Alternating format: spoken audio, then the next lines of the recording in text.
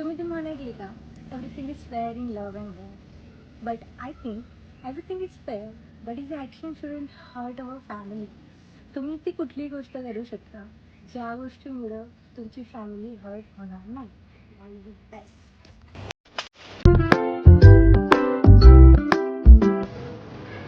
Dear girls, तर तुम्ही जर लोक काय म्हणतील या गोष्टीवर लक्ष देत असाल तर तुम्ही तुमच्या स्वप्नांपासून दूर जा.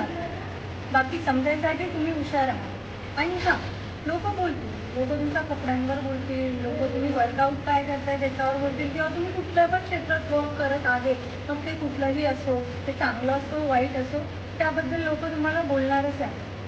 बाकी तुम्ही बघा. All the best.